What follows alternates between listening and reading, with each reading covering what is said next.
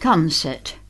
Poor Vicar were looking fair moithered as he stood up in meeting to say, "We've got a huge bill for tower repairs.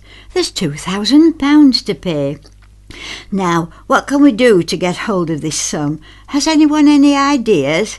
Let's have a concert," cried old Mrs. Green. "We haven't had one for years." In no time at all, a committee were formed, and folk were roped in to take part. Well, Vicar, of course, was producer, and things soon got off to a start. Tuesdays and Fridays rehearsals were held, and Vicar was soon in a spin. Organised chaos, you'd call it. You never did hear such a din. Kids get to fighting and rolling on the floor, and you couldn't hear poor Vicar shout. Women were squabbling, and fellas got bored, and pianist upped and walked out. But give 'em they do, they didn't lose heart, and slowly they got things put right, and after all bother they hoped and they prayed it'd be all right on the night. Costumes were ready and tickets were sold, there were plenty to eat and sup. So, trembling like jellies with stage fright, they waited for curtain up. Norman and Fred, they were stage hands, and audience thought it were queer when no but one curtain opened, 'cause Fred had nipped out for a beer.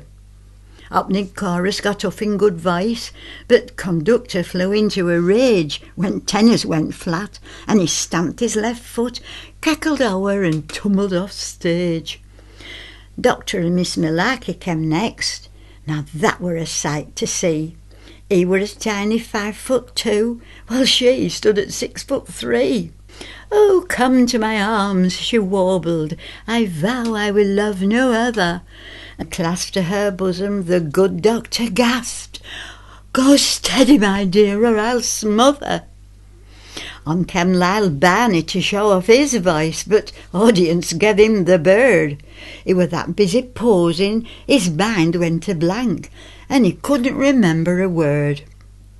It got 9:30, an interval came, but there still had to be a mishap. No, but one half at curtains closed, 'cause Fred had gone off for a nap. Supper was served, and like giants refreshed, the players returned to the fray.